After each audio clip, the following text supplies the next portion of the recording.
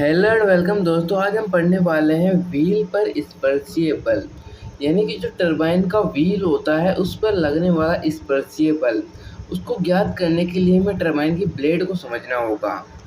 तो ये है टरबाइन की ब्लेड, ये एक टरबाइन की ब्लेड है।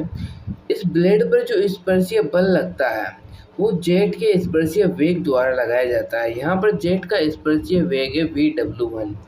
यहाँ से ये जेट V वेग से इस प्लेट से टकरा रहा है। इस जेट का दो घटक हो गए VW1 और VF1। इस VW1 को हम कहते हैं स्पर्शीय वेग और VF1 को हम कहते हैं ऊर्ध्वाधर वेग। तो इस वेग के कारण जो जेट पर बल लगाया गया है F, इस F को ही हम कहते हैं स्पर्शीय बल। इसे हम ज्ञात करेंगे। तो इसे ज्ञात करने के लिए हम सबसे पहले न्यूटन की गति का तीसरा नियम पता होना चाहिए, जो कि होता है संवेग संरक्षण का नियम। इस नियम के अनुसार किसी वस्तु पर लगाया गया बल उसके संवेग में परिवर्तन की दर के बराबर होता है। लगाया गया बल F इज इक्वल टू संवेग में परिवर्तन m डेल v अपॉन परिवर्तन की दर t।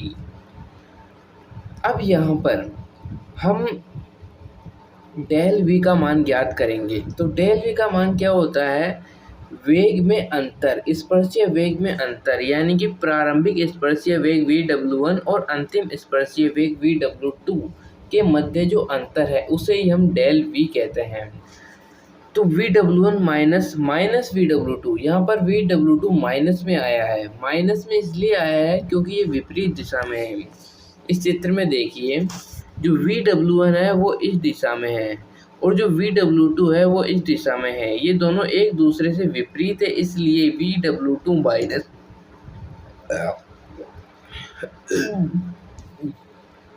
इसीलिए VW2 माइनस में आया है। आगे चलते हैं। अब मान लीजिए हम 1 सेकंड के लिए बल ज्ञात करना चाहते हैं, यानी कि हमने 1 सेकंड के लिए भाप के जेट को ब्लेड पर प्रवाहित किया और हम उसका बल ज्ञात करना चाहते हैं। तो हम वही फॉर्मूला रखेंगे, इसमें सेकंड t बराबर 1 रख देंगे।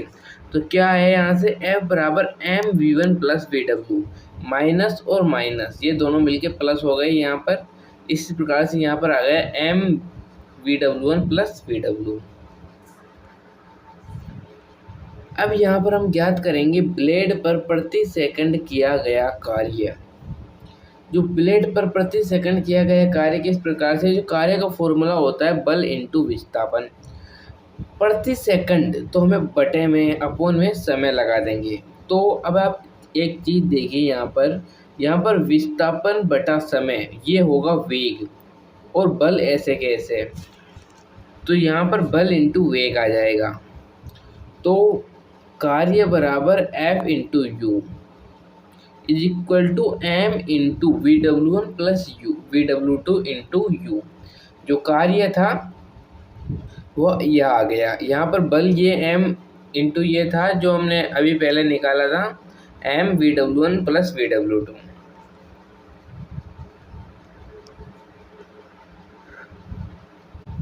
अब हम टरबाइन के व्हील की शक्ति ज्ञात करेंगे, यानी कि जो टरबाइन का व्हील है वो किस शक्ति से घूम रहा है। तो हम प्रति व्हील यानी कि एक व्हील की शक्ति ज्ञात करते हैं, पावर ऑफ 1 व्हील, P बराबर कुल कार्य। शक्ति और कार्य एक दूसरे के बराबर होते हैं, इसीलिए P बराबर कुल कार्य इज इक्वल टू, कार्य हमने पहले यहाँ पर निकाला था,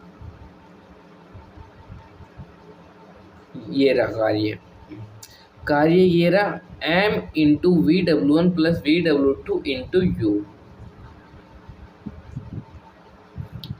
तो यहाँ से शक्ति भी कार्य के बराबर आ गई। अब हम निकालेंगे प्रत्येक व्हील की शक्ति, पावर ऑफ एवरी व्हील। तो Pn is equal to n into कार्य mVW1 plus VW2 into u into n। n यहाँ पर व्हील की संख्या है, यानी कि हम कितने व्हील के लिए शक्ति ज्ञात कर रहे हैं। अब हम इसमें ज्ञात करेंगे ब्लेड दक्षता या डायग्राम दक्षता।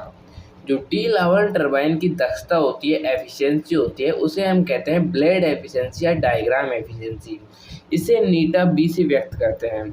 इसका फॉर्मूला क्या है, ब्लेड पर किया गया कार्य अपॉन ब्लेड को प्रदान की गई गतिज ऊर्जा, यानी कि आउटपुट अपॉन इनपुट। तो ब्लेड पर किया गया कार्य कितना हमने अभी निकाला था, m into VW1 plus VW2 into you. और जो ब्लेड को प्रदान की गई गतिज ऊर्जा है वो क्या होगी, 1/2 mv1 स्क्वायर। देखिए गतिज ऊर्जा का फॉर्मूला होता है 1/2 इंटू mv स्क्वायर। यहाँ पर हमने v की जगह रख दिया है v1, तो यहाँ से आ गया 1/2 mv1 स्क्वायर।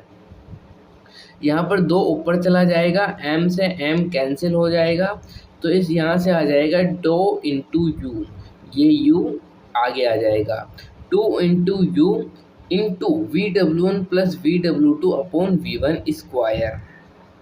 तो ये होती है ब्लेड दक्षता, ब्लेड एफिशिएंसी या डायग्राम एफिशिएंसी। हम अगले वीडियो में नोजल दक्षता, स्टेज दक्षता, ये सभी ज्ञात करेंगे। तो अगले वीडियो में जल्द मिलते हैं, जब तक के लिए जय हिंद, धन्यवाद।